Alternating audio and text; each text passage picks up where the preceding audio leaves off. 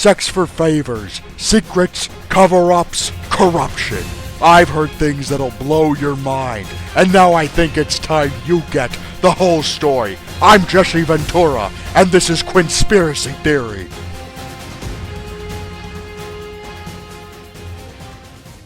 The video I was originally going to upload tonight is gone. I've scrapped it, it's deleted. I've decided to do something different because of this. What you're looking at is a copyright claim against a YouTube user by the name of Mundane Matt on a video called Hell Hath No Fury Like a Lover Scorned. That copyright claim was filed by Zoe Quinn, the person who is the subject of the video itself. Now, in the copyright claim, she had stated that he'd used a still image of her game Depression Quest, which she's a creator of, and that she had ownership over that, and that's why the video needed to be pulled down, because it was infringing on her intellectual property. But the truth is, it had nothing to do with that. The image Matt used in his video, and it was just one image. I want to show you his typical format. This is a typical video that Mundane Matt will put up. You have a still image in the background, you have a transparent barrier on the left-hand side with a title, and he talks over it. And that is exactly what Hell Hath No Fury was. It had a still image in the background, a transparent barrier, title, and he talked over it. Now, the image he used was a publicly available image. This game is out on Steam. You can see these images. They've been used in news articles, they've been posted on websites, they're publicly available through the company on Steam itself. So her copyright claim had nothing to do with him using her intellectual property. What it had to do with was suppressing information from getting out. And that's something that's been going on now for the last 3 days since this began.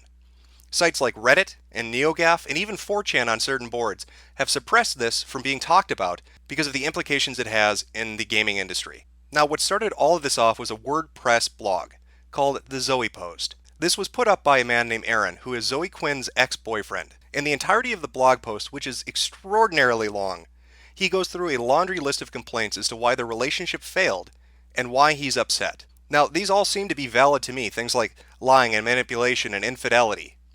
However, at face value, it's nothing more than that. Why would that be interesting? So is she taking videos down because she's embarrassed about it? No, she's taking them down because of the people she slept with, that she cheated on him with during their relationship, and who they are, and specifically what they can do for her as an entrepreneur.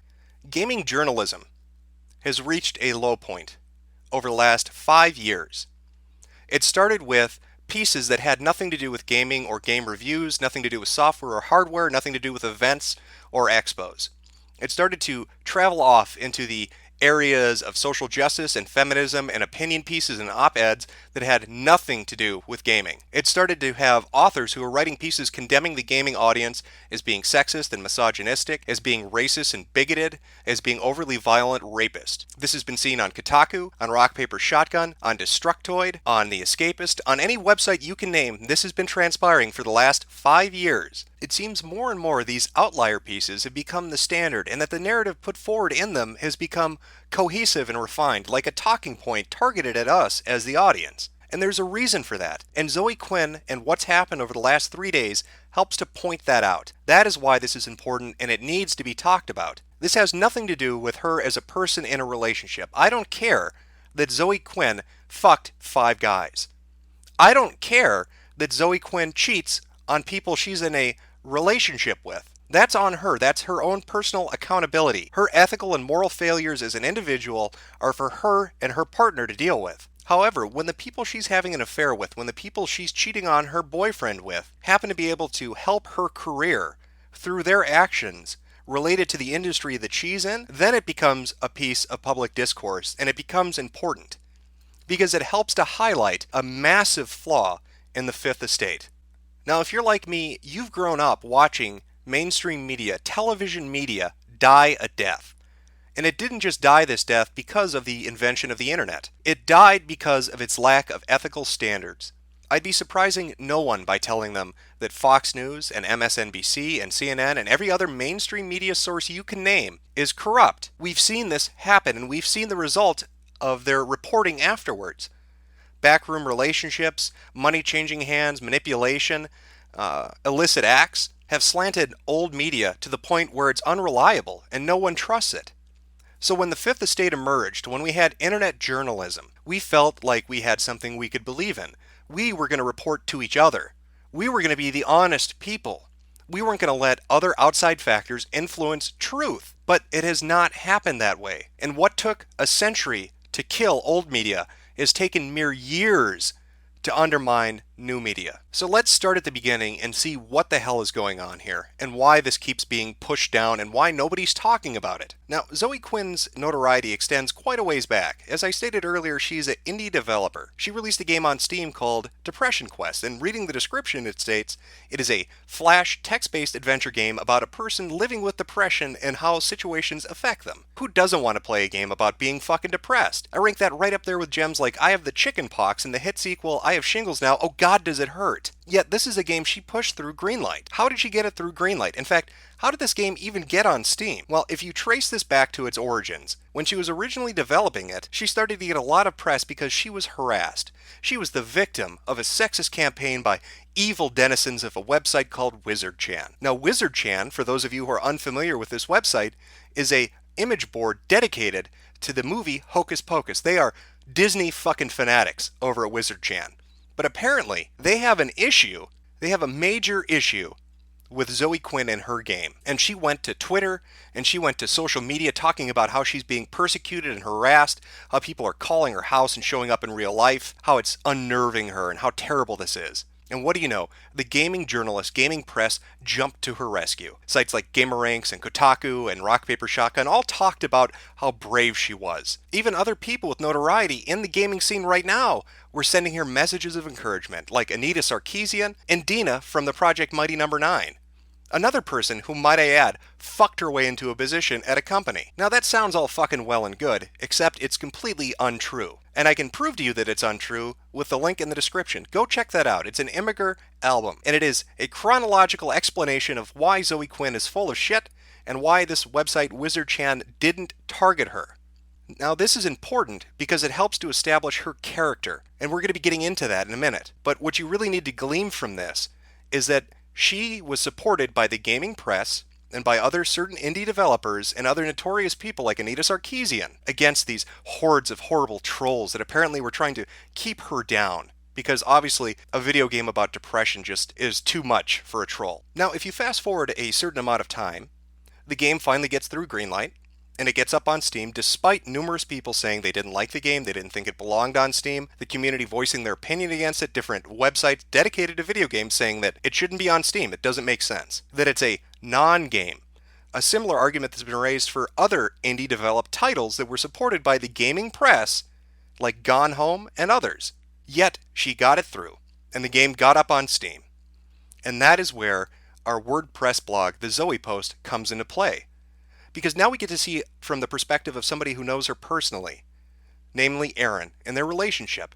Now the interesting thing about the Zoe Post blog is that it chronicles and has captures of interactions on social media. And we get to see what kind of person Zoe Quinn is. And we get to see how she's a liar and a manipulator, and how the people at WizardChan who put together that album that's linked in the description weren't really bullshitting you when they said she's fucking making it up. Now at the heart of the Zoe Post, aside from all the things that Erin wrote down about her, aside from her white lies and her omissions of truth, besides the deceitful behavior and manipulation, is the infidelity. And he names specifically 3 people in his post. He omits 2 names. Of course, due to technological wizardry of other people, those 2 names have been found. And so this is a list of 5 guys. And again, I'm not putting their names out there because I think it's wrong she cheated in a relationship. I'm putting those names out there to show you, or to start to show you, how corrupt gaming journalism and game development have become. These are the 5 guys. Now, to start with, on the very far right-hand side is Joshua Boggs. Now, he was her boss. She had sex with him while she was in a relationship with Erin. The interesting thing is, Joshua Boggs is married. So not only was she having sex with her employer, she was having sex with a man who's married. This didn't cause her a crisis of conscience, even though she's made statements in the past on social media saying how wrong it is to have affairs, how terrible it is to cheat on somebody when you're married. But again, as a liar, she says one thing and does another. Some other names that are listed there are Robin Arnott and Kyle Pulver, both indie game devs. You have Brandon McCartan, multi-award-winning indie game dev prodigy for Fez and Aquaria. That's interesting on its own for some things that happened just yesterday, but I'll get to that in a minute. But really, the biggest fucking issue that we're looking at right now is the name in the middle. Nathan Grayson. Who is Nathan Grayson? And why is it important we talk about his and Zoe's relationship? Nathan Grayson is a video game journalist. Nathan Grayson is somebody who wrote for Rock Paper Shotgun and currently writes for Kotaku. Nathan Grayson is somebody who has published positive pieces about Zoe's game, who has given her publicity, and who has marketed her product while having sex with her and not disclosing it. Now, there's a word for people when there's a professional conflict and they need to step back from what they do as a job because of conflicting things. It's called recusing oneself. Nathan Grayson not only did not recuse himself from writing the articles that fluffed up her product and promoted her, he went so far as to hide the fact that they had a relationship. Here you see an example of just 2 pieces he wrote this year, one on Rock Paper Shotgun and one on Kotaku, talking about her product and her specifically. This starts to show a pattern of behavior in game journalism. These people have no professional barrier which exists between their relationships. It's not just that game developers and game journalists have friendships, or that they communicate, or that they cooperate and do things together. They are having illicit sexual relationships which benefit one another. Nathan Grayson has benefited by being able to write an article that will get him clicks and thereby ad revenue. Zoe Quinn is able to get publicity and make money. It is a disgusting relationship, and it is the opposite of what journalism is meant to be. But it goes much deeper than that. It's not just that they have relationships where one hand washes the other. It's that they bolster up positive public publicity and also suppress negative publicity. What I'm going to show you now is a screen cap from a subreddit that was talking about Zoe Quinn. This was posted just a few days ago in the subreddit, I believe, Tumblr in Action. This is mind-blowing, and it starts to show you just how fucking sick and twisted and corrupt game journalism is. So here's the post in question, and this is by Silly Slater. I'm going to read this verbatim, and I really want you to take in what she's saying, and then I'll focus on the really disgusting part of this. So, Silly Slater posts, "She fucking doxed me. Ruined a production for women, refused to contact us, and is currently taking money for a game jam with no start date, no location, and no judges. Okay, here is my story.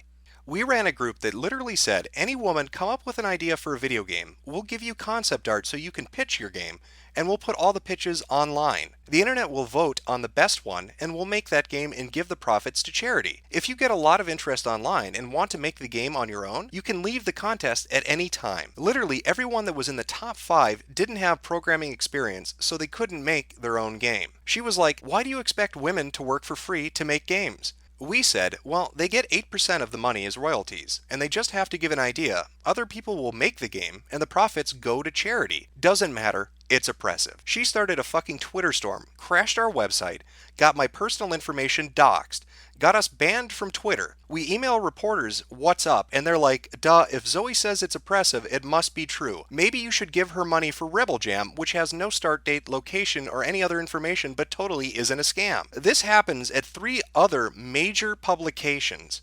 We literally said we'd pay her to consult on future projects, and we'd close down the contest if she would explain to us what exactly is offensive. No response. No response at all. Unless a reporter contacted her, and then she's the victim. All this information is fucking online. The pitches are online. We did everything we said, but no online journalist will publish the story. Please vote. Even if we don't raise enough money, if we show there's enough interest, we can get a winner a grant to make their game.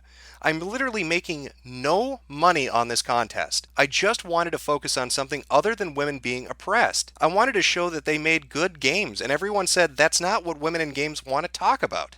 So I don't even know where to start about what fucking disgusts me the most about this. We have heard time and time again over the last 2 to 3 years from every gaming journalist outlet that women are oppressed, that they aren't allowed in the industry, that they can't make games, that people are holding them back, and that they just need an opportunity, just one opportunity to get out there and show what they're made of. And here a person puts together something that gives them that opportunity. Here's somebody saying, if you have a good game idea and you want to pitch it to us, we'll fucking make it for you. Show people that women can make good games by making good games, and we'll help you do that. I don't see what's not noble about that. I don't see what the fucking problem with that is. But here comes Zoe Quinn, the professional victim, the social justice warrior, who will lie and manipulate like she did with Wizard Chan, like she did with Aaron, her boyfriend. She comes in, she shits on these people trying to do a good thing for no profit. She doxes them, destroys their ambitions, fucks their company up. But the worst part of this, and this goes back to her relationship with Nathan Grayson, a writer at Rock Paper Shotgun and fucking Kotaku, that because that relationship existed, these people couldn't get the story out. It's not just that Zoe Quinn is having sex to get good publicity. It is that Zoe Quinn is using sexual relationships with writers and reporters to suppress bad actions. I want you to try to imagine this sort of thing happening in old media. Imagine Watergate. What if Nixon had driven down to the Post and taken Woodward and Bernstein aside and said, "Hey, if you don't post that whole scandal thing, I'll give you both a blowjob. How about a Hummer in the fucking printing room? Just don't publish anything." And yet it goes deeper. Remember how I mentioned Brandon McCartan? And also Robin Arnott. Take a look at this. Now, yesterday, Phil Fish, a indie game dev who made Fez, went on a fucking tirade on Twitter defending Zoe Quinn and saying that people who were targeting her were bastards and cowards and that you shouldn't attack a strong, brave, independent woman. Basically parroting all those fucking ideas that we've been reading in news articles that get swirled around their little social media circles. And he's saying this to all these people who are raising questions about journalistic integrity. But yet he's making that argument.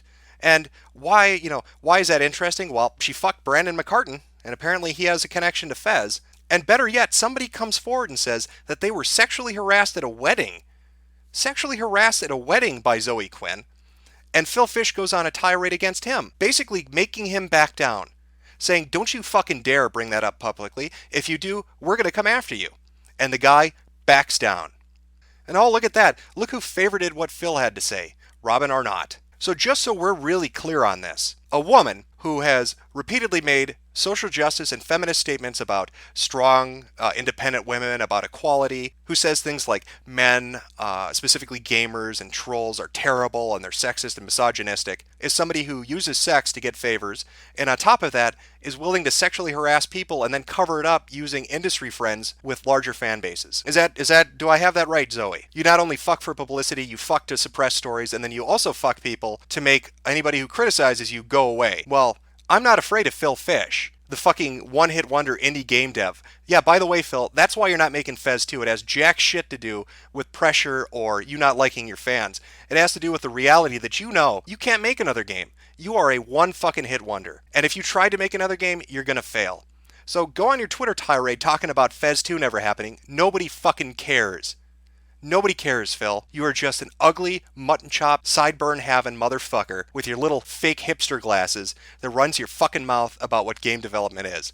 You are a dipshit. And you're also a dipshit that doesn't have any fucking standards, apparently, when it comes to people you know. Now, how do I know? Maybe Zoe Quinn fucked Phil Fish. They seem to have been at a wedding together. Phil Fish seems to know her quite well, and judging by Zoe's behavior and the favors she's curried, it's not really that far out of the ballpark for me to say that perhaps Phil Fish is defending her because of a relationship. Hell, what about Patrick Klepek? Remember those conventions they did together and the speeches, "Internet is serious business"? Who knows, maybe Patrick slept with her. In fact, given that this is the reality of how these people behave and that they have no separation as professionals, let's say that Steven Totilo of Kotaku had sex with Anita Sarkeesian. Why not? You're letting somebody on staff at Kotaku who has a sexual relationship with somebody he writes about, and you don't have any problem with that. So judging from that, I guess you wouldn't have a problem doing it yourself. So maybe Steven is having sex with Anita. Maybe that's why Kotaku keeps writing those articles. It all makes sense now. We have now reached a point where it has become blatantly obvious in gaming journalism where relationships are influencing what gets published and what doesn't. It is no longer about reporting or journalistic integrity. It is about who is fucking who and who profits from it. And believe me when I say, Zoe Quinn profits from it. Her game may be on Steam for free as a free download, but her Patreon sure isn't free. Her Rebel Game Jam sure isn't free. Her begging people on Twitter from suspicious muggings to help pay rent isn't free. She is making money off the back of publicity gotten through sex. And game journalists have no problem with this. And of course, it's all the more hypocritical of them, given their stance on social justice, on feminism, on sexual equality, on gender equality, on sexual equality, on color equality, on all the buzzwords and hot topics they use to clickbait people into coming to their articles. Their high-handed morality and their ivory towers as they look down at us, the peasants, the filthy, disgusting, immoral peasants, and tell us what is right and wrong. And yet, right in their headquarters, right in their home, in their nest, they are doing all the things they condemn us for. They have ruined our hobby. They have shit up an industry. And it's not only us fans that suffer because of this. Look at Xseed. Somebody gets offended a day or so ago about a translation that they did, and all of a sudden they're getting flack left and right about that word because it's problematic and it offended a snowflake. So what is Xseed going to do? They're trying their best, they're trying to appease these people, but nothing is ever good enough. And it is perpetuated by these hypocritical cunts at gaming journalist sites that don't mean anything they print and they just do it for money. And Xseed is just one of the recent examples. I mean, here's another. Here's a journal entry that's up on DeviantArt called Save the Boob Plate. Now, this is written by somebody who worked on a game. They worked on Divinity Original Sin. Look at that second paragraph. This journal entry is all about judgmental journalism, offended by design opinionators, and the fearsome white knights that the first two bring in their wake. And this person's talking about what it's like to try to create a game when you're bombarded by these assholes that are constantly shoving their fucking message down your throat. And what makes it all the more worse is that this person suffers not because these people actually believe in the shit they peddle, but because they make money off of it. They don't care. It doesn't matter to them. Their actions speak volumes about their character. So now, at the close of this video, I really want you to think on this. We've seen what happened to mainstream media, to old media, as corruption destroyed it. Now we have online media, new media, facing the same thing. We watch as the Fifth Estate burns in front of our eyes because of hypocrites and the corrupt. It is in our hands to call them out on it, to bring them to task for it. If we sit idly by and we don't, we have lost. Appeasement does not work. Burying your head in the sand does not work. It is not just us as customers that suffer as these people sling shit at us, telling us how terrible we are and telling us what kind of content we should like. It is developers and publishers and artists and musicians that suffer as well because they misrelate a message from us to them. They preach about morality and social justice. They talk about ethics and an end to sexism and racism, and their personal behavior is abhorrent and completely contradictory to the things they print. They are in bed with each other, they communicate on Twitter with each other and other social media platforms constantly. There is no professional separation between a subject and an author. There is no decorum or acumen for any of these people.